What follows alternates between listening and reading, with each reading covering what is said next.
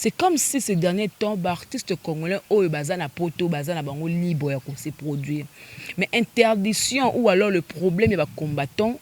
Pourquoi ils ont un artiste oh, bazala anakin, bango le roko que se produit la pototi. You Arena, le casino, tout ça, et puis aussi bah, Olympia, tout ça, bah, Zénith, bah, Boui. Ça, tu ne peux pas jouer jusqu'à ce que, d'après eux, que leurs raisons soient moins résolues, quoi. Tu falloir ça la tournée africaine. Elle soit bête en Paris. Mbongo azo soit siko na mtu ta mona rat Afrique. Il est qui mamsongo bête en Paris. Mais il fait toujours sa musique. Alors boké tu côté mais la brigade ça c'est impossible. Yemo on a boké tu as fan la brigade numéro 1. Et on va tourner, on va dire non que ouais, Fally est fort que des Bordeaux. Eh, Fally, moi t'es rien, tu n'es jamais fort que des Bordeaux. Vous chantez. Vous chantez d'arnaquer mon peuple. Tu es en train d'arnaquer mon peuple. Tu es en train d'arnaquer mon peuple. Faut te ressaisir. Parce que je viens de voir ta liste. Il y a des gens qui ont se levé pour aller remplir tes concerts. Mais ils ne vont rien retenir parce que tu ne dis rien dans tes chansons. On ne comprend rien dans tes chansons. Si tu nous insultes, waouh. Si on est des bâtards, waouh. On ne sait même pas. De Bordeaux. Aïsou na gazité. Bèze ici là qui a ce que fa zongi sa bèze wana. Et lorsque zo luko zongi sa bèze, il faut attaquer na mutumo boya makasi. Attaque là en Afrique mamonité. En Afrique mamonité. Amoni a 2 personnes. Amoni Fally, Amoni Brigade. À Salaki, l'Okouan avec un objectif. C'était de se renouveler. Ils allaient passer à la baise parce que des Bordeaux Abimisa album. Ça sort dans quelques jours. Donc, Azolu Kasko en pleurs, Azolu Kangouema wana. Ndeko ya Congo! Pona masolo ya culture ya Congo, oka masolo ya ndule ndenge kotambola. Kaka awa na micro libre. Oza libre loba ndenge olingi kasiko finga te po Jemima Ibele alobi aweza masolo ya bato ya mayele 24 heures sur 24 heures. S'abonner na yo okosoba information ndenge esengeli.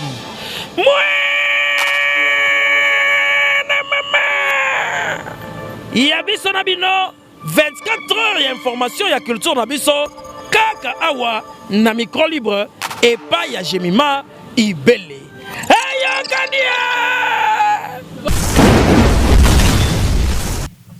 Tout le plaisir est pour moi de savoir que vous êtes nombreux à être connectés, branchés sur Congo Victoria. Madame, messieurs, bonjour, bonsoir. Ça dépend de l'heure à laquelle vous allez suivre cette émission avec Jemima Ibele, le gros bébé de la presse congolaise, appelé moi la giga, la fille qui dérange. Je suis là encore une fois pour le compte de mon travail. Encore une fois, merci parce que donc, vous êtes là très très nombreux à vous abonner, à aimer, à partager nos vidéos, très chers téléspectateurs. Voilà, aujourd'hui on va parler de la culture, on va parler par rapport à l'annulation à concert. Après Fally Ipupa, il y a eu pas de concert, il y a des artistes musiciens Oyo Balandi et Nassima, notamment ça a commencé avec le phénomène Gamakana Weranson et après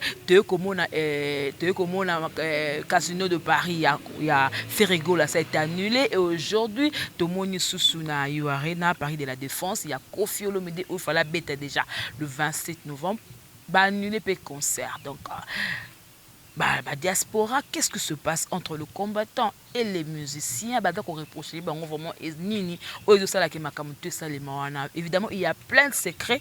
Il y a dossier. Alors, on va essayer un peu de parler avec les chargés de marketing et de communication de l'artiste Brigade Sarabati, parce qu'il fait partie de la culture. On va essayer un peu de parler aussi par rapport à l'orchestre Nabango, les brigadiers. Silence Boye, c'est quoi? Est-ce que Brigade dans un studio? Qu'est-ce que se passe? Ça doit préparer tout ça. De communiquer pour cela avec Christian Kitolo, les chargés de marketing et de communication de Brigade Sarabati. Merci beaucoup à Guy Soloy qui est de cette caméra. Merci à Moïse le prof, à notre monteur, et aussi merci beaucoup à notre boss, les boss de cette chaîne, JB Koumalouta, le vrai pétrolier qui de Dallas, bon séjour à Kinshasa, bientôt aux année Dallas. Et aussi merci beaucoup à Ado Senga, maître Sengi depuis la Suisse, pour notre soutien à yo. Balobi, encore une fois, comité Clay dans Hollande. Moi, quoi, la Chine, à Sungaranga, maman Belgique, Léa de la Dame de Cœur, maman Belgique, 4 ma conseillère, maman Béatrice, maman Béa Banzoto depuis Paris, maman Yayo Ngona. Encore une fois, merci encore une fois. Balobi, Naïda dit ma bibi, Mokolambe à Paris. Tout le bébé de la presse congolaise, Olivier Akia, la Mukunda Toulouse, et femme depuis Paris. Gisoloy, Fungola vraiment, donc le chargé de marketing, il y a Brigade, mais capé Kosolane, sujet, ils ont vraiment, et belé Christian Kitolo, bonjour. Oui, bonjour Gémiment, bonjour à tous les abonnés des Congo Victoria. Tout Congo Victoria, surtout les bons travail qui fait Gémiment, en tout cas des big salutations de partout vous nous suivez dans le monde. Ça va? Oui, ça va, malgré la pandémie qui a frappé le monde pas mal, et également les grippes, tantôt, mais pour l'instant, ça va. Vous santé l'artiste Brigade Sabati? Oui, mon patron, en tout cas, il va très bien. Et les big salutations au théâtre, là où il nous suit. Il va très bien pour l'instant, il est toujours à Paris. Là où il produit pas mal de concerts. Et puis, en plus, il est en plein studio. Toujours préparer un générique Nabiso qui est Je ne te lâcherai pas. Oui, bien d'ailleurs, Je ne te lâcherai pas, qui est les génériques les plus attendus de l'histoire africaine, surtout musicale. Et on a toujours qui ira petit à petit. Son souci de produire quelque chose de bon à faire, de satisfaire ses fans, quoi. Tout le monde a un concert parce que au lobby Brigade Sabati a se produit à Paris. Il est congolais, non? C'est un artiste congolais. Mais c'est comme si ces derniers temps, l'artiste congolais, bazana poto, bazana bango libre pour se produire. Mais interdiction ou alors le problème, il va combattant. Pourquoi ils ont un artiste bazala anakin, bango le reconnaît se produit la pototi? Non, c'est une belle question. En fait, l'interdiction est à combattant, ils ont été artiste bazana anakin. Non. Même lui, l'artiste Brigade, qui est mon patron, à Paris. Mais si on a fixé cette date, par exemple, à Arena, Olympia ou Salmon, oui, souci tu peux jouer partout où tu veux. Mais la grande salle, là où il y a 40 000 personnes ou 400 000 personnes, la grande salle. Exemple, Arena, Casino, tout ça, et puis aussi Olympia, tout ça, Zénith, Baboui. Ça, tu ne peux pas jouer jusqu'à ce que, d'après eux, que leurs raisons soient moins résolues, quoi. Motif à combat, c'est ça leur souci. Mais en gros, par-ci, par-là, 2000 personnes, 3000 personnes au jeu, non, il n'y a pas de problème. Donc, crois-tu que 2000 personnes, on a coroné et que c'est propagé, na 2000 personnes? Si on a corona, eux n'ont rien à voir avec corona. On a un nombre de personnes. On a un nombre de personnes. Pour l'instant, nous avons un concert le 23. Samedi, nous avons un concert à Paris. Nous avons des Parisiens, tout à Londres, Bruxelles, Belgique, Suisse, Irlande, Touba et Belé. Brigade Sabati dans un concert. Donc, nous avons des 20h à l'aube. Maintenant, est-ce que vous avez le temps où on a présenté, vous avez chargé le marketing, la communication, vous avez poste à mon dans ce que vous avez. Tant que vous avez la analyse, est-ce que vous avez la raison ou pousser ils ont non fondé? Bon, Moni, chacun, même Bisso Batunde, même nous qui sommes ici présentement, chacun de nous a ses raisons de vivre, a ses raisons de travailler, a ses raisons de combattre. Bisso on a porter plus jugement sur une personne ou sur un groupe d'individus qui font leurs histoires là, non. Alors, par rapport à des combattants, en quelque sorte, ils n'ont pas vraiment raison. Parce que ce hôtel, les musiciens, ils ne font que leur travail. Il y a des brigades, ils ne savent absolument rien faire de la vie, à part la musique. Dites-moi, qu'est-ce qu'il veut faire? Qu'est-ce qu'il deviendra? Il a les enfants, il a une famille, il a un engagement, il a un orchestre, il a un groupe, il a un recharge, bon, lorsqu'on peut qui musique, dites-moi, on a un orchestre, on a des parents, on a père des familles. Bon, ça, qu'est-ce qu'ils deviendront? Futur na bango izandeni. Donc la makamutu wana to le baki na ki motema mabe pe komi na kati. Bien sûr que oui, na ki motema mabe puis so taliming bazana aujourd'hui ti raison msu bazo lo baki ba musicien lo tozo boya parce que bango baza so ba poto lorsque to loja bango balinga basi na biso na bana na biso. Mais dis-moi combien de diaspora o to benga ba jika so gaye na Congo basi combien basaka na bango na kati Kenya.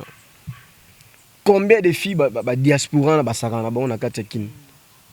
Ça n'a pas de sens. Et puis, bon, en tout cas, Nzambali ça bon rare. Procédure à divorce, tout ça. Divorce, hôtel, monsieur, souvent flatté, fille, n'a parfum, moi $100, billets. Non, mais mon poteau, ceci, c'est là. Pour profiter d'elle et puis les utiliser. Mais en quelque sorte, ce ne sont pas des raisons vraiment qui sont valables. Mais d'autre part aussi, ils ont des raisons qui sont valables. Mais qui demandent au moins une procédure, un processus. Par exemple, lorsque vous demandez les musiciens, comme ils sont des leaders d'opinion, mais un peu comme par exemple social, vie à tout côté transport, électricité, régie des eaux. Oui, là on peut accepter.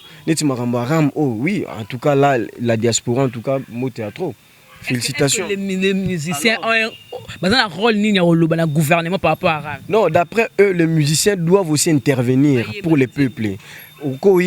Adresser un message, il y a certains musiciens qui l'ont fait. Mais ma camarade, on a vu même les ministres des pétentiques passer au niveau de l'Assemblée nationale. Oh, à se défendre malgré ces raisons et convaincre la population. Donc, on a vraiment toujours ça peut diaspora en quelque sorte raison. Donc, c'est vraiment un combat qui est noble. Ma camarade, dis-moi un peu, Ram, toujours souffrir, non, mais tu sais, moi, ça, unité dans le téléphone et qui. Donc, destination inconnue. Jusque-là, depuis Ram et Bandi, depuis que les Ram ont commencé, ils sont déjà dans les plus de 450 millions de dollars. Au Ram est côté ici.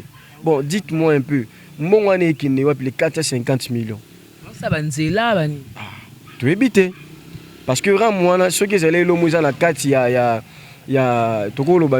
installation, soit bureau à l'État. Ils vont soit budgétiser, soit les niveau Assemblée nationale va voter là en loi. C'est comme ça que les choses marchent. Ou soit si c'est une institution de l'État, il faut ça d'une manière formelle. Parce que aujourd'hui, c'est comme si une structure qui est une structure frauduleuse, d'une manière illégale, afin de faire souffrir la population. Ce qui n'est pas bon. Et diaspora avait place à ça à niveau potokuna, bazoyo kangope. Bandeko bazakuna bazapena ba famille a. Lorsque baoyoka maman par exemple, la moi 500 unité benga moi na poto ba les 500 unité. Ba maman musu basela ba WhatsApp te, bazana ba téléphone na biso simple ba touche. Ati moi 50 unité ba lié. Maman benga ngate point ya papa, unité na tsaki nyoso ba ju pourquoi? Rama ngoza nini? Ce qui énerve, ça révolte. Donc c'est ça, ils ont un Mickey. Tout le cas mais des petites choses qui énervent aussi les combattants. Là, ils ont aussi raison. Mais il faut savoir aussi c'est la culture congolaise qui est en jeu. Parce que les Africains, même annulation, mon côté, qui concerne Gabonais, Camerounais. Est-ce que dans d'autres pays africains, le problème est à la rater, ou est-ce qu'il y a un problème interne, cuisine interne, car seulement le Congolais? Pas seulement les Congolais, c'est chaque pays africain qui a au moins sa communauté au niveau de l'Europe. Mais ce que ce Hollandais peut bien, le gouvernement va respecter jusqu'à présent la communauté. Parce que c'est important. Bon, bisous au Tali beaucoup plus, en tout cas, nous avons vraiment en considération la diaspora. Au moment, avant ce Hollandais, 2006-2011, lorsqu'il y avait des élections, on a pu tenir compte de la diaspora. Non, diaspora, par exemple, tout ça, on a 11 000 personnes. Ou 11% de la population est à niveau de la diaspora.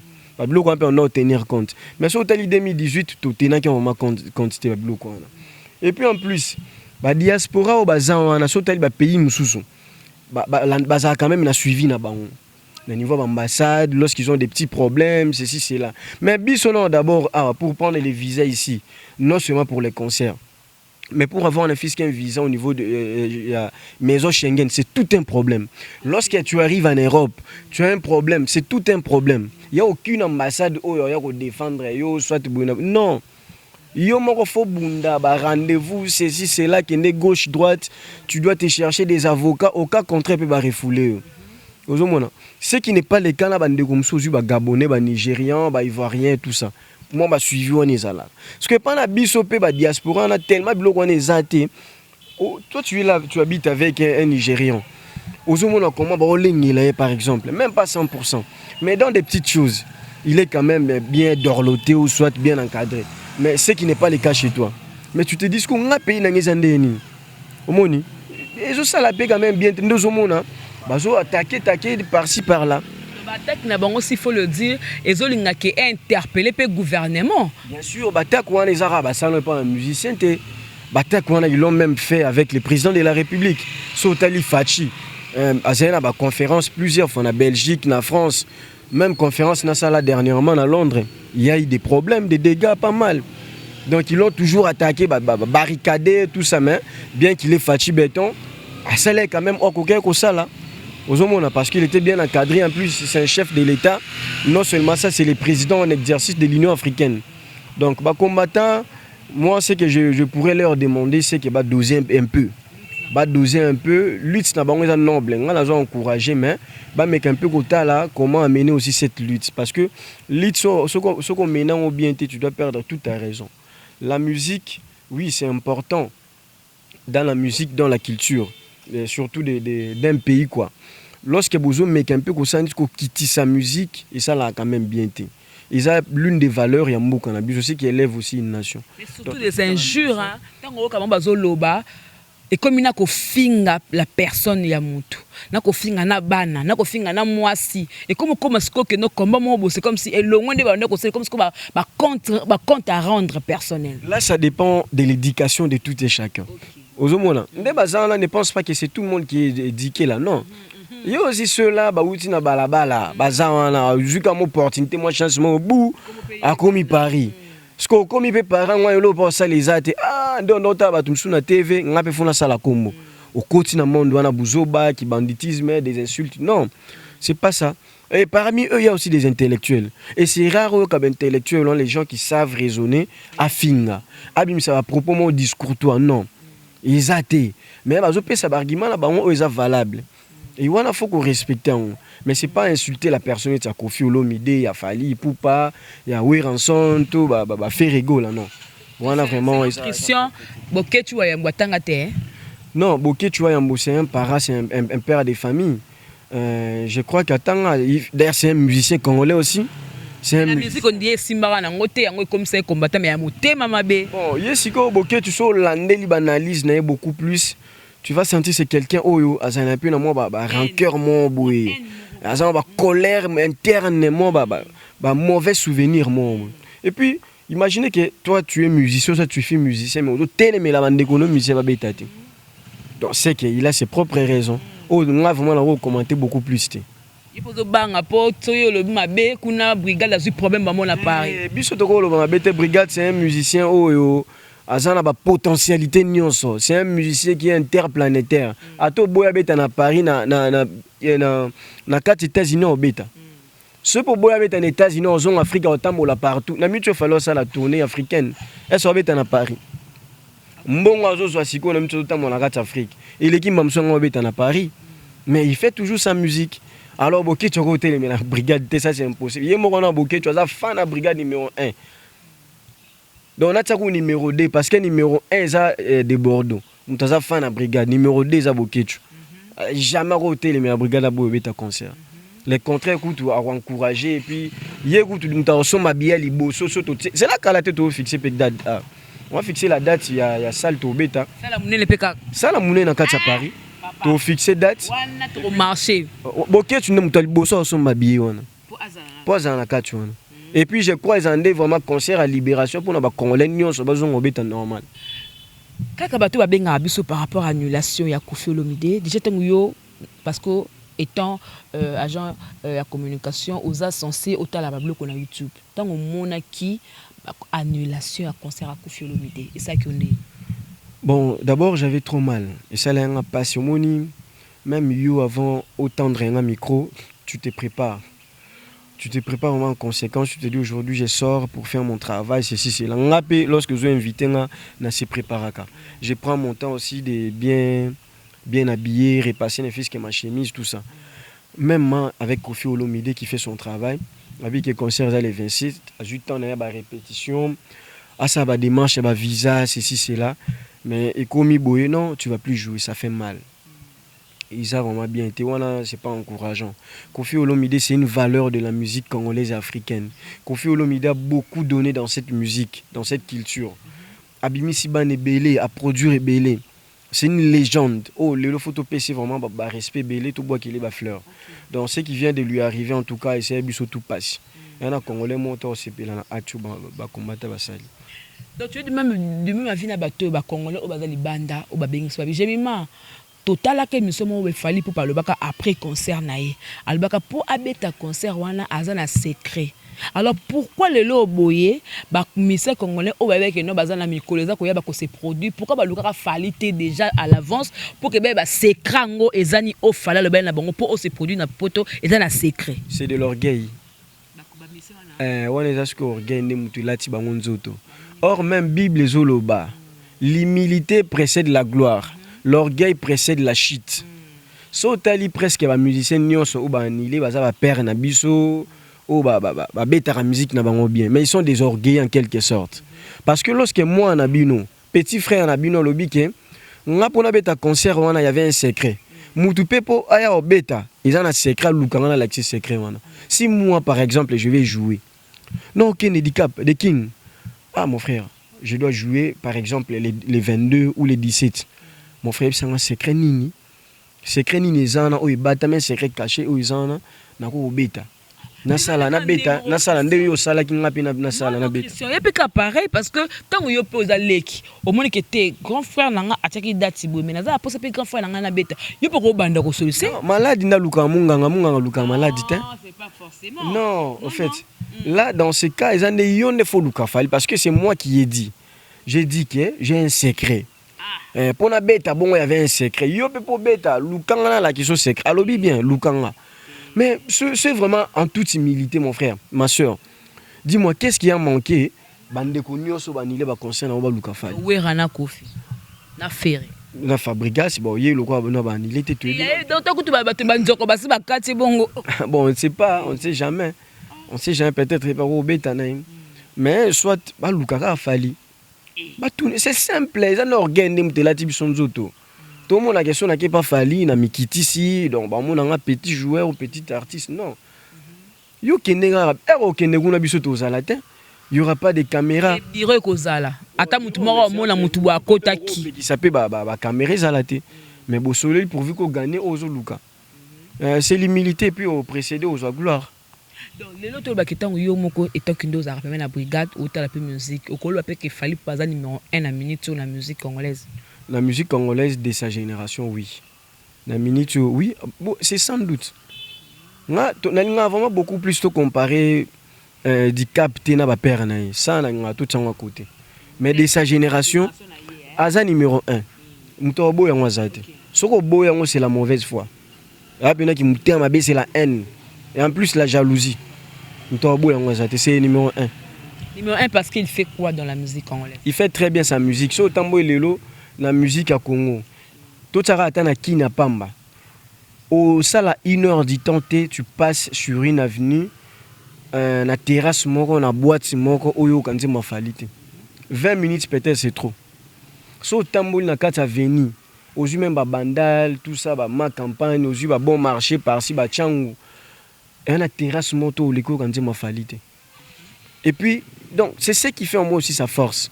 Et non seulement sur un niveau de production. La minute dans un calendrier, je ne parle pas de Fali, je suis pas parce que dans ta culture, il faut que tu parles ça va te côté la makamoussous parce que culture il faut le bilango. Ouais. Donc sur le calendrier, pour l'instant il a un calendrier costaud. Voilà. Et c'est qui montre qui détermine sa force. Et puis non seulement la musique à Congo mais africaine. Voilà. Il y a d'autres nations qui réclament qu'il fallait comme Moutouna Bangwa changer de nationalité. Oh. Oui. Aujourd'hui, tu vas Côte d'Ivoire. Combien qui pleurent après les insultes de Bordeaux. Il faut l'en avoir réaction à Ivoiriens qui demandent à ce qu'il fallait deviennent leurs compatriotes. Pourquoi l'on a souci à Didier Arafat? Nani Fali? Non, Didier Arafat c'est son ami, paix à son âme. Didier Arafat c'est quelqu'un qui a bien fait sa musique, à Koufi, à Kiei. malgré des Bordeaux bando di mila na sima na ye.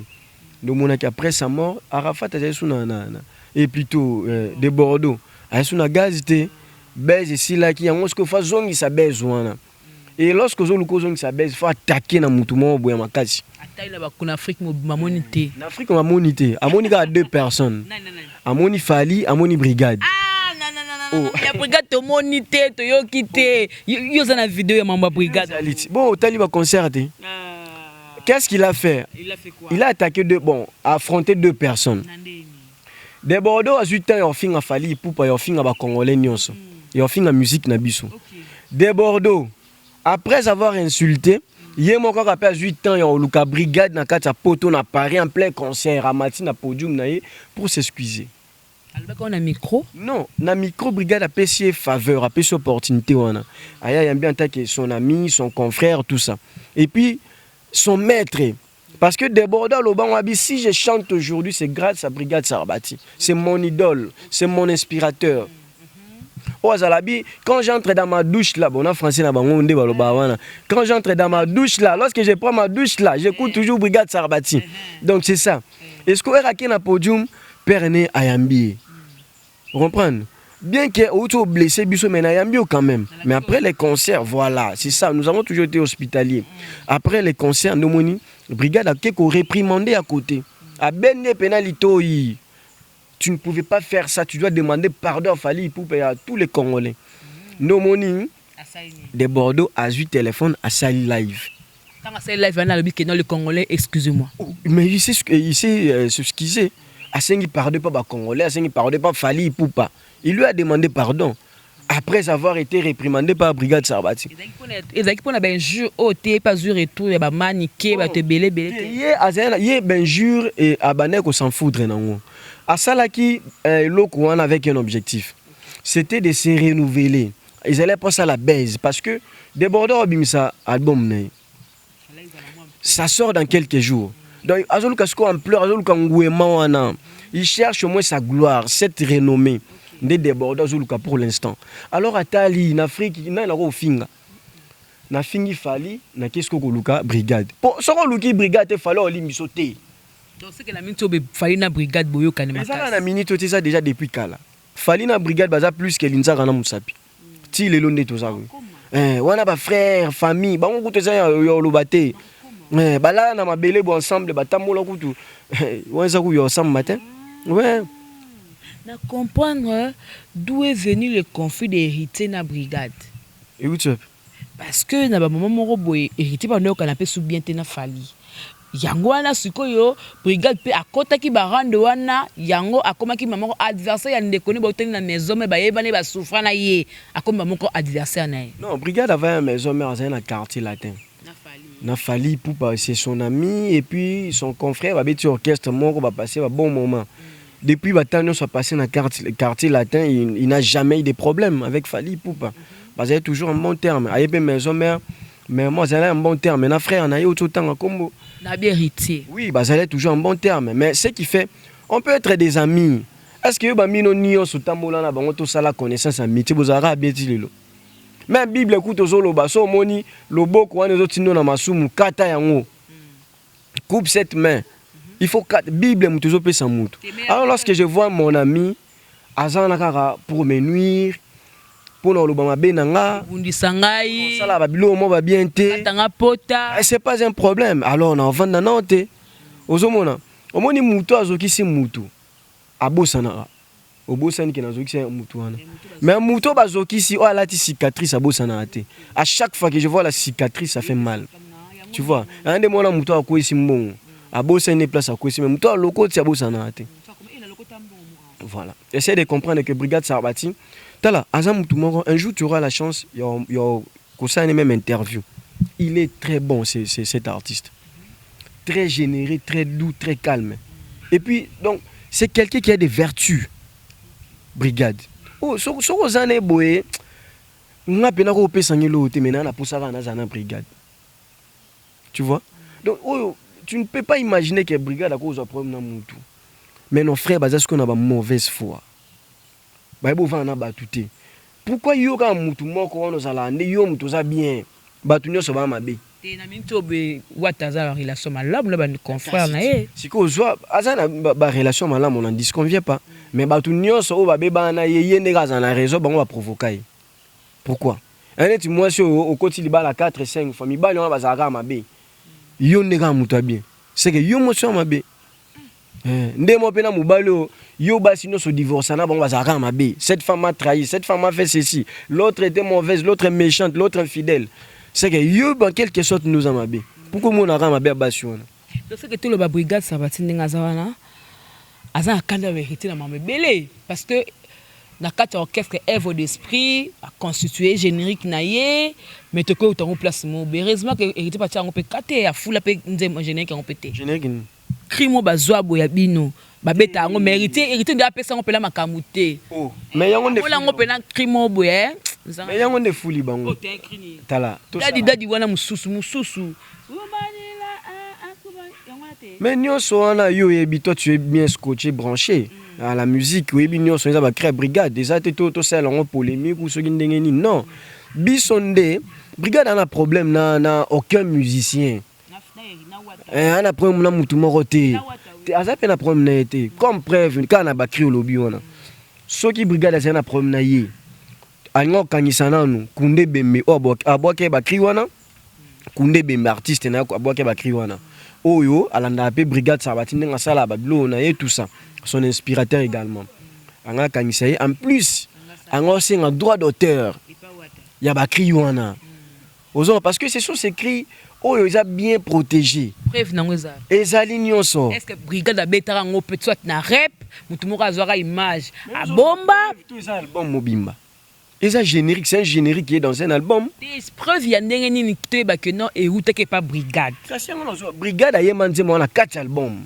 tout va bien oh papa et maman epesa te eza yanga moni mwana toi tu as ton fils qui est là mwana wana azala qu'il soit bon ou mauvais il est ton fils mutu mususu oya non parce que c'est le bola mutenga na jute azamo nanga na mabene na malamu na zenga ba cri wana eyoka na tizanga so totali date ya sortie album nanga ya générique na ba cri wana na bino boyobi ça fait 3 ou 4 ans passé qui a volé qui a copié qui mais ça peut avoir avantage ka ya ça va œuvre d'esprit à brigade mais côté mo bonde na makambo à côté wana nde sali ke ba yemba ngo mais ça bien makambo wana était bisoté nous d'ailleurs to bois qu'il est bango ba fleur to sepele nango parce que ba immortaliser artiste brigade Sabati de son vivant ba prouver que c'est une icône c'est une bibliothèque de l'animation congolaise de notre musique de l'animation africaine parce que le loso va déborder ba comme bois kalelo ba yokani c'est grâce à brigade Sabati to pe ça bango quand même moi valeur wana ne fils que moi il met cette dignité tozoni c'est l'artiste brigade il mérite ça pour les lotos tala les lotos brigade à confiant na bato bando finga na bango tout ba luka ba kele ba fleur ba kumisa ye ba sele ba nzembu tout ça et pourtant c'est les grands temps c'est les grands moments et on reconnaître brigade tango loba surtout yeba le père de l'animation tolongo na époque ba tutu kaluji debi mutu le seul mutu azala wana zo bunda pena na tutu kaluji na ba cri ezaraka Bill Clinton tengo kudi dende piniatre à part yeba auto ba ina simeza bana nde ya Bill te koloba bongo te bongo brigade ina sima Bill mais zaka la carte te abako peser na temps wana te peser te yo yoka Kofi na époque ba infracata ba faire d'état et c'est le seul animateur congolais oyo atanzembu na kati ya disque na groupe mobima na orchestre Code Pin oti le c'est brigade Sabati Bill azana na maison mais nzembu ni Bill atia atteindre mon rotin koboaka cri oui cri problème toko yiba non par-ci par-là de gauche à droite ba ko te que le cri yo boaki lorsque tu as une belle voix aux un peu moins vivacité oui on ne peut pas ignorer Bill Clinton c'est un grand animateur ce que je époque on a ba wenge tout ça ba quartier latin basé sur l'année basé 2 OK maison mère okuta jantamisi na tel OK quartier latin BCBG plutôt okuta jantamisi na muninga na OK maison mère okuta Bill Clinton na Seleo au quartier latin, au coup de brigade Sabati, non, son frère qui, l'autre que j'ignore encore les noms, CNL, Belé, ils étaient presque 2-2. Ce qu'on a 2-2, qui a marqué, qui a bien fait, qui a prouvé sa force. Et puis en plus, tu es Bill Clinton, au moins le tu dois reconnaître les grands joueurs dans le monde. Aussi, tu vois Cristiano, bah Messi, le Cristiano a pas changé au moins plus de 2 clubs. Et partout qui laisse ses empreintes. Ce qui montre que Nazara ma casse na réalité. Nazara ma casse pe na Juve, Ndemona Brigade habité. Je vais vous montrer que je ne suis pas forcément dans le quartier latin. Naye sous maison mère a frappé. Non non bouillon. Ce qu'on peut prouver que force longue place aux alais qui est place nous sous total la chose en ma casse. Peut-être moto il y a parlé on. J'ai non sous moto de la forêt, m'ta foulé kaka. Qui n'est pas place nous sous démontrer que ceci tu es toujours fort. Mais Brigade P, on dirait, elle a longué la maison mère par rapport à après Bitouma, la banque héritier, la Kalinga qui va suspendre héritier, mais tellement mon retour, à longué na Kandawana, on dit à des génériques, mais na générique, moi qu'on dirait à manquer peu respect na papa nae. Bama ekiti, ce qui bama messa yo, oui rason na pesimbote, la bengi wera yo, papa nae aboti. Non, en fait, so Tali. Que je salue, en tout cas des big salutations de la forêt. On a peur. PCMO Théâtre, brigade a très poli. Oyo comme musicien moto au alternative, la brigade a fini tout le monde jamais. Brigade est à l'ongwe maison mère de la forêt où tu es là parce que ti lelo de toujours le bat. Les seuls animateurs aux maisons mère à regretter à départ, c'est brigade. T'es loin de là. Bill T. Les seuls animateurs aux maisons mères à regretter à Tilelo, au de la forêt, là, la moutima, c'est brigade. Contredire parce que partout, il y a à côté d'un concert, jamais tu as la générique à brigade. Abanara, hélicoptère, toujours la créa brigade, ça va. Là, c'était quand? Tout le concert à Betaka. Et le coin de ça, la mousse non bateau. Tu sais que ça va crier, il a sa bille à boire. Ils ont un bulletin. C'est les seuls oyo. On a 10 joueurs dans le terrain. Au regretteur, on a départ à Moko. Na poste, tu peux avoir reçu 5-4 joueurs, mais dans Moko en Marcako. On a souvent un bon joueur, un bon passeur. Mais ça, dans Moko, c'est la peut-être on a touche. Et de la forêt, c'est brigade. Na animateur Nyon sur les caméras, mais c'est brigade de la forêt, il est là. Mais brigade, on dit que l'orchestre se maintenir. Parce que on a eu le temps, on a talé na TV. Mais Christian Kitolo, Aza intelligent.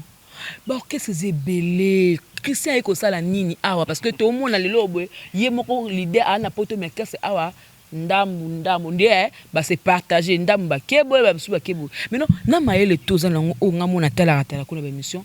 Pourquoi le choix de venir travailler chez Brigade Sarbati? En fait, c'est un choix qui est judicieux et puis un choix qui est vraiment radieux. Parce que on a tala cause un million t'es pas brigade. Et là, tu vas proposer un orchestre, nos quotas, tout ça. D'ailleurs, là-bas, on te paye combien? Mais moi, d'abord, ce qui m'intéresse beaucoup plus, ce n'est pas l'argent que lui doit me donner. Mais là, il faisait quoi? Moi, et là, ça, c'est valoriser la musique, valoriser la culture africaine et congolaise. Un jour, on peut ça a raison. Mais là, on a ça. Moi, je suis dans la brigade, la génération, on y en au monde, c'est quelqu'un qui a d'abord une belle voix. Il chante très bien. Il anime très bien. Au monde. Alors, surtout total un peu mon parcours, on a eu ma carrière dans Sali. Depuis quartier latin, mais on a les ça fait presque 22 ans. À Échouan, nous avons 15 jours, aucune sortie, il y a l'un de ses albums, Errata. Nyon, c'est là toujours parfait puis merveilleux.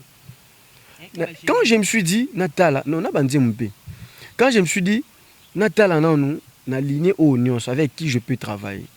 Moi, je suis journaliste et des professions.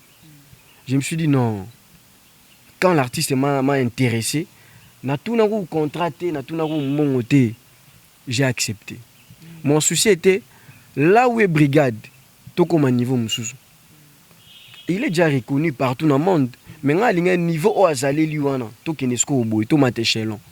C'est ça mon grand souci. Le reste viendra. Parce que nous avons informé qu'il fallait pas dans la porte-parole. Solo scope na de azuyo dino la ka contacter yo ba di ba diata aucun de. Fali ndé bisakio c'est l'ami intime à Brigade Sarbati. On isa ba blo mo boy oyo. Lelo on a ceux qui di cap à 5 ah non le bela ben matin. Di cap à ben matin ni mon vieux dit il dit bah dieta ben matin. Non temps, otala non mon bout otala. Il fallait ben matin, dire ben matin tout ça. Mais moi j'ai fait parce que na yebi force à Fali. Et je sais ce qu'il représente. Ce pas bien le lobino Christian, pour ça, tu viens, tu commences à travailler avec nous en toute fraternité. Te batika bongote. Vous en prendre en toute fraternité. Oh, il faut pas être infidèle. Et puis tu vas faire quoi? Il y a deux choses ils ont manqué la musique à Congo. Et puis na biso va porte-parole ou marketeur disons. Et ça d'abord la patience et puis l'infidélité mutezan akati. Mutu nyonso za toujours pressé à gagner na vie. Mutu nyonso za posa sombele mutuka ba futele ndako. Nga za na mutuka. Yo ndo bongo dabi. Mundo we pas brigade. Toyeno bana to longo bito na voiture na ye. Je vous informe que toyende na voiture na ye. Donc azana na entreprise ne ye ko tirer da quelque chose. Yango Monique lobi pas brigade. A besoin mbongo te, ya besoin ka tinde ka brigade mais sans argent. Souci n'a d'abord yango. Je suis très patient et fidèle. Mais le se offre mo yé ou soit demande moi boy. Tout ça là on ndenge mo ya bien ya propreté. Tout ko ça là on peut pour prouver brigade que pétrole on a fouté $200, on a fouté 500. Non, il y a 500 non il y a. Nandimina sera 200 en vendre. Mais ce que c'est on ndenge mo propre. Oyé peno au sengi. En tout cas, il y a pas de problème sans souci. Brigade azala ne peut ouvert. Ngana olingate na kende na no finga brigade to brigade tika na regret na to ba fan ya brigade ba yinanga non ta brigade azana ba fan belé je te dis on dit maté to so ne mo bien ba tout ba ebake transfert à Christian Salami Boy Salami il y a pas de souci et ça m'a pas d'une manière légale et puis d'une manière propre et logique voilà to comme que na suka mais to kozanga te ko lobela album générique au batutu ba zelango mais loko est marqué nga plus ou étiqué nga pour que na yana loko na émission pourquoi le titre je ne te lâcherai pas toyebi ba vidéo etambola qui a hérité Watanabe nan de collapsa moi si malobo alobaki je ne te lâcherai pas tout ça mais pourquoi Rabil atamboli à côté dictionnaire atali ba livre et nani brigade Sarbati donc à Tamboli à côté partout à mon cas je ne te lâcherai pas ndé yango ya tiango titre. Ouais, en tout cas c'est une très belle question vraiment ils ont suscité attention à tebele na réponse non surtout au moins brigade auto et biso na mtu za maele makasi et puis sotali tout autour à brigade ceinture na ba to maele sotali mupandi na zana stone kwa vite les grands producteurs grands managers bato mayele azan bato ba gloire Sébastien ba maître Ali les grands fantômes ba Joël Sebisi ba toujours pembe na azan bato ba Evelyne Lous Katele bato mayele mitozo sala brigade Sarbati a s'inspirer na je ne te lâcherai pas dans les dictionnaires et puis c'est une expression française sotoko bengango un mot français en quelque sorte comment laisse-moi t'expliquer question na otuni bato ebele ba Hollande omoni nga personnellement na bengaki zamenga batukizanga yo za mutamael oza journaliste otangi ozui littérature négro-africaine d'expression française zamenga batukizanga c'est l'écrivain le plus populaire oyo barobenga lorsqu'on appelle un écrivain le plus populaire c'est d'après ses œuvres pourquoi œuvre zamenga batukizanga n'ont touché à tous les niveaux à toutes les couches sociales azana ba œuvre logo un boy à Pretoria azana ba œuvre logo la bandoki les sorciers vous en prendre nyonso ana ils a œuvre pourquoi moi nyonso mukie soka oyebise lobi bandoki les sorciers à comprendre ndoki sorcier oyebise un boy à Pretoria à comprendre que mungamba mo bazana Pretoria en Afrique du Sud brigade atalité biso photo landalina ba papa wana nda PC générique je ne te lâcherai pas pourquoi abinga na otika musique te hormis la musique naza lelo musuna ebo sala te na ebo beta balete naza menuisier te maçon te loko monte nga parka musique na kotika musique te voilà ndalobela kiango je ne te lâcherai pas donc na kotika yo musique te je ne lâcherai jamais la musique congolaise jamais la musique africaine. Donc c'est ça d'où provient l'origine à titre. Christian niveau Christian au meminga na bazamengo tamboli nanga na ba écrivain au succès art. Voilà. Mais ça a vraiment raison, si je comprends bien. Si. Parce que Zamé n'a pas le bas me belé, n'a pas ma caméra belé. À quoi même pas la musique c'est ma vie. Titre. Non, c'est trop générique. C'est trop vulgaire. Ah, je te lâcherai pas des trop vulgaire parce que na quatre je ne te lâcherai pas. On est un générique phare. Mais tout ça na générique monsieur c'est ça na comme on les piments. Pili pili. Donc c'est très simple même toi qui est internet ça bêta à ça la recherche les piments. Toi qui pas DJ moi tu là pili pili. Donc c'est simple et facile. Au moins même si on se macédé. OK quand on look les piments besoin non. Parce que bi force à piment même pili pili autoliaka, ils en a deux côtés. Il y a d'abord du côté saveur, il y a la saveur. Tolia piment parfois pour na zéi ba tunsu balingate, mususu ba tsamwa nini mo boy voilà. Mais so pour là on a ndenga mabe et suyo. Ndemona piment o abiso to bimisa. Donc bateau voilà, c'est ça, très intelligente.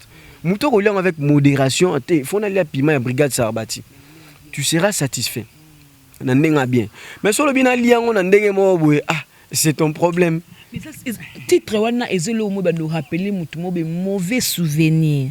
Nicolas je ne te lâcherai pas et linga me manga na prison. Ozumo teke na yango peka Nicolas ngo ba bimba publier. Ozumo teke bozong sa ndeko ba mauvais souvenir ba fan pe na yeba ko silika ba ko yoka bino pété comme conflit. Wana biso to luka conflit, wana etali biso te. Ça n'engage que lui. Les propos tenus n'engagent que son auteur. Yesoka loba qui je ne te lâcherai pas na film et théâtre, to vidéo, to film d'action est allié.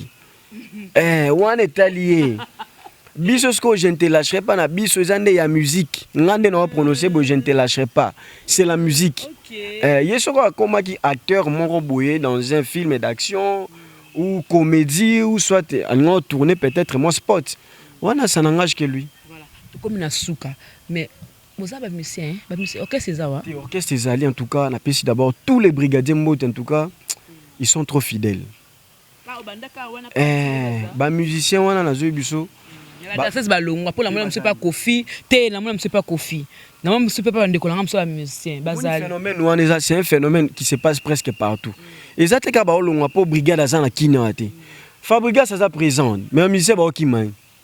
Robin Omundi was présent Michel Baolongwa. Déplique, Ibrator, tout ça, Bina filé, il est présent mais Michel Baolongwa. Bina filé coup d'intention mais Michel voiture. Azana qui n'y a même Michel Zolongwa. En forcerie brigade ou abeti 1 mois 2 mois na poto.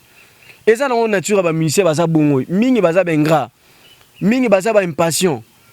Ozo comprendre, ba linga ko ou la tête toi vendre place mo boye azanga 10 francs. Soit azangi lelo le Baolongwa. Ou soit à clasher. Mais chez nous, ce n'est pas un problème. Oh, yaki, oh, tikali. Mais dis-moi, bah, oh, tous en a bango, bah, ça quand même fidèle et puis passion. Bah, gagner un bon à trotter, je te dis, j'ai mis moi. Tous en a des musiciens, oh, bah, ça chaque mois, bah, ratara $50. On n'a pas foutu un ndaku bien. Soit kaka. Bah, besoin de te bisoter, toi, bien, on pété. Yo, ça a 50 soins. On va foutre la même $70, n'a qu'au lieu, moi, si n'a pas, non, ça n'est. C'est une news organisée par rapport à la presse. Moi, ça peut être un commerce, moi, moi, vivre frais, non, il faut être intelligente. Donc, c'est ça. Mais au moins, on a d'abord orchestre, on a un concert. Oh, toké Bukavu, toké Lubumbashi, Congo, Bandundu, tous, et l'autre côté, je te dis. Bima kaka, ba otambola kaka. Otambola, on a des orgueil pour nous, like ça, on a battu tout tambo, tout matière, avion, tout kiti, et puis avion, on peut quitter, non, moins cher. Bah, kiti billet comme monsieur $190. Et qui tient $190. Même ce qui est Bukavu, qui est Goma, tout ça. Tala ba musicien après va tourner Nyon sur na Kata Congo. Il pleure. Il pleure na la moto de Katang. L'homme du Katang. Et talingate. Il va plein. Ici, il y a eu des monnaies qui ont circulé. Oui, les monnaies qui ont circulé. Maintenant, ton entourage est comment? Est-ce qu'il est bien payé? Ça, on ne sait pas. Ça, c'est entre bien Guillemets. Mais biso du côté brigade na ebi ils en a battu na biso groupe na biso orchestre bazanga à $50 moi je gagne aussi bon na futa mate pe na vendre arabe moi si je paye une maison ma campagne moi ça facilité hein la facilité tout na après studio pamba ba ebisa donc lorsqu'on dit moi bah ozo futa nara donc il faut m'amener ça là bien faut ba que moi ba revenir mon par ci par là causer la paye te ka brigade na paye ça non. Bunda en tant qu'énorme, tout ça, je suis journaliste, je sais comment je dois faire pour m'en sortir. Je suis bien que Nazana marié, mais j'ai aussi une petite amie J'ai aussi une famille, j'ai aussi des amis, des petits frères font qui paient bango. Ngamo pe font ça bien, faut tiens carburant. Donc c'est ça, faut que de plusieurs manières. Voilà pour clore cette émission, tout le ballon par rapport déjà un mois et demi à Pyromane sur le marché. Christian Kitolo, Azumona Mondé. En tout cas, on a passé d'abord ma fleur. C'est une belle chanson. Mais pour ne pas être hypocrite, il y a quelques années passées, bah critica vient à Bissofali. Bantemba français, a commis rappeur, tout ça, ceci, c'est là. Ils avaient dit beaucoup de choses. Mais aujourd'hui, tout le monde peut rejoindre dans le même monde. Même si c'est bêté, on a encouragé Kaka. C'est une première fois. Lorsque la deuxième fois viendra, peut-être ici. Regarde-moi, maintenant la bête est déjà au deuxième. Au cours raté le premier penalty, deuxième pour rater le sous. Même Bamsou troisième et écoute. Vous êtes dans la relation bien tenue. Oh, tout brigade a biso un problème na musicien congolais moroté. Oh, a un problème na brigade italienne. Net c'est le un problème na brigade. Mais brigade jamais rose un problème. C'est pas c'est le yo. Problème c'est le ça d'abord il est trop jaloux de la voix des brigades. Tonga baninga. Baninga heureusement kutu yo yebia. Teto ebimi na ba voice ndé biso te. Wana siko ba voice na ebimi siko yo. Mais ça bloque ça na makala. C'est ça, c'est de sa nature. C'est le hasard bon ko tonga par-ci par-là. C'est le attendre. So ça même monsieur européen ça me conseille le atongio. C'est comme ça avec lui. Et ça non le moi si ka te biso comme ça biso te. Jaloux yé. Peut-être peut non oui. Et ça bon c'est le. Nous on a siko avec lui bon. Vu qu'il a trop jaloux il y a voix à brigade. Nous on a bêtement ba pitchement ba gauche droite mais tout qui pailleté. Voilà, merci beaucoup Christian Kitolo, très bien dit, très intelligent. Parce que vous appelez la porte-parole, comme Soussou. Oui, bon, pour l'instant, je suis seul dans un amoureux. Je travaille, en tout cas, d'arrache-pied. Mais tout ce bazali, sur mon travail équipe et ça là quand même bien. On a robé à gauche, yo qui est droite. Ça la force toujours tout mon mouvement. Oh, là, ça a moi dans mon particulier. On pas intelligent le gros là Christian Kitolo disons parce que nga na la côté mondo yo ya communication surtout de travailler chez un artiste na ça na bateau ba inspirant mais beaucoup plus c'est Roger Ngandou. Beaucoup plus c'est Roger Ngandou. Na zo ma temps ya koyoka mutu wana ya ko observer. Donc muto pesa na posa rejoindre biso observer pe nga inde na otsala. Nga na ya rapona ofinga mutu te ko clasher ba bêtises dire des insanités. Parce que lorsque je l'ai fait, ça peut nous finir ça artiste nanga. On a des fois tek artiste. Donc c'est ça. Tout ça pour ça mutunio so o ebo loba, o yo défendre couleur na biso. Avec na biso na 081 59 52 339. 081 59 52 339. WhatsApp na biso ngwana makambu tous les numéros toujours ouverts à tout moment. Rejoindre biso et ça la bête au travail ensemble. Remerciement na banani. Na pesi Bambo Théâtre na Tegra la grosse, la très distinguée en tout cas mon cœur, je t'aime beaucoup. Bambo Théâtre na Evelyne Lous Katele, de big salutations. Na yé mokonga la bien na Chris Lovely. Bambo Théâtre là je vois Moïse Katele na Mama Dora Mpandi et sans oublier les grands boss Thierry Kitimuna. En tout cas un patron, t'es quand même na pesi big salutations, Mbote. Et puis il a remercié et puis sans oublier mon petit frère. Yepena c'est un grand prophète et un serviteur de Dieu à solo. Biso to kenda ba partager biso po to zara misa to na famille. Ngana ki côté communication. Musique à mokili. Musique à munyo c'est na mokili. Yakina mama nzambe. Mususu lui c'est un jogo, c'est un joueur. Lui c'est Prince Kitolo. Grand jogo blague bientôt au Kende Sénégal. Donc le prophète Jonathan Kitolo, Mbo Théâtre, c'est un modèle vraiment pour la jeunesse pour na batutu ba osala nzambe, to bana pour osala nzambe. Tout va soutenir Christian Kitolo. Vous avez toujours scotché branché. En tout cas, merci pour notre soutien. Pour jusqu'à nous, comme côté. C'est pour ça que côté que nous avons annonce, tina bodo côté comme mon roman. Et ça, on va comme ça non. Moi, si quoi là, ça va bloquer pour la. Et bien, moi flatterie mon boy. J'aime pas me faire sortir comme un mendiant. Bon, balinga ba kapé combo pour ça là. On a bois qui wana. Et coquille non. Moi 3 cas plus la famille na moi sna. On est baza bon. On a bois. On ba na bois qui wana. Si on a quel élo na mitunde na biso. Non, so nanga. Et oh ba pesa ngi coquille nanga. Ça me suffit. OK. Et na bosse péter mon chauffeur, mon mécanicien, il va pour mon pépé. Des big salutations mais c'est un irresponsable. Je dois le dire. Il va pour un irresponsablement terrible. aza mwana moi 4 ans mazwa soin été. Mais c'est mon chauffeur, nazo le belé trop malingo changer té. Na ki na oti na TV. Non, ça hypocrite jusqu'à quand? Et jusqu'où? Il faut te bannir dans tes valeurs. Oui, non, c'est international. Yé pena na ebisa qui faut changer.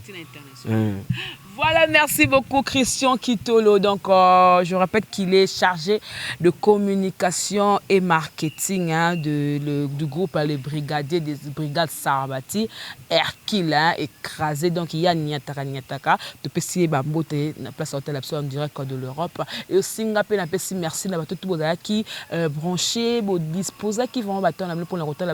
C'est pas facile, hein, au outil Bakayou, au outil quelque part, ci par-là. Vous fan de hôtel, en tout cas, quel considération. Merci Nabino parce que vous avez non, mais c'est toi qui as provoqué. Bon, là, je profite pour saluer Moussa Michel, le véritable roi de Paris, miroir des Bandal, Jean-Paul Aigle, Guiliano Koumbi de Lyon, Trésor Kabambi na Lyon, Mo Théâtre Nabino, tout sans oublier Maître Fiston Zigoura na Paris, Mo Théâtre va combattre solo bangwana. Voilà, merci beaucoup. Donc, Bomoni va dédicace. Voilà, tout est bien qui finit bien. Je dis merci beaucoup à celui qui était derrière à la prise de vue, hein, donc Guy Solo. Et aussi, merci beaucoup à notre monteur, hein, Moïse le prof, Nabi Koko Lamba, vraiment, image comme ce Kitoko. Merci à notre boss, Chibe Koumaluta, le pétrolier de Dallas. Nga le bec Kabato Boza Nga, beaucoup soutenir Nga, na quelque chose, na conseil, na tout. Donc, celui qui n'est pas avec moi, vous appelez Zati. Si tu es avec moi, la ligne téléphone au na yokason. On se retrouve prochainement. Que la paix du Seigneur règne dans votre maison. Au revoir. Bye bye. Ndeko ya Congo! Pona masolo ya culture ya Congo, ka masolo ya ndule ndenge kotambola. Kaka awa na micro libre. Oza libre loba ndenge olingi kasi kofinga te po jemima ibele alobi aweza masolo ya bato ya mayele 24 heures sur 24 heures. S'abonner na yo okozoba information ndenge esengeli.